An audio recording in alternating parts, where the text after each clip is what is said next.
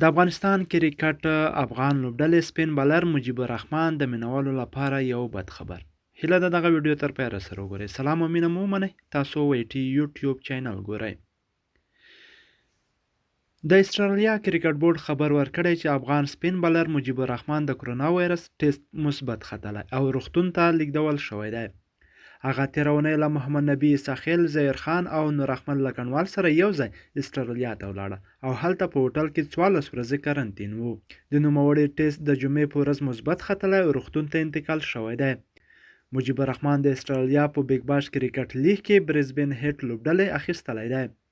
نوموړی وروسته له هغې کرونا شوی چې هوټل کې میشت شو او د بیګ باش لیګ د پیل انتظار یې کوو.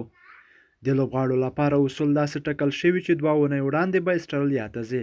هلته به ګوښه 14 ورځې تېروي او ټسټونه به یې ترسره کیږي. که د کوم لوبغاړي ټیسټ مثبت وخیږي بیا نو روغتون ته لیږدول کیږي. له دې سره 4 نور افغان لوبغاړي ظهیر خان، محمد نبي ساخیل، رشید خان او نور احمد لکنوال به هم د 14 ورځو کرنټین تېروي.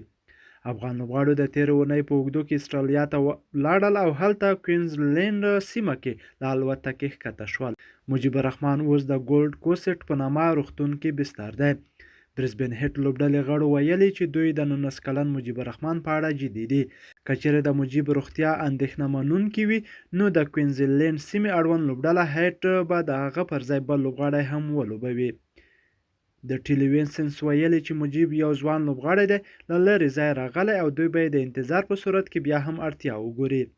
د لوبډلې غړو ویلي چې دوی او حکومتي چارواکي په پوره هڅه وکړي چې مجيب ژر ښه شي. د دې سرباره د نیپال لیګ بریک بالر سندیپ لانچپي ټیسټ هم مثبت ختلی.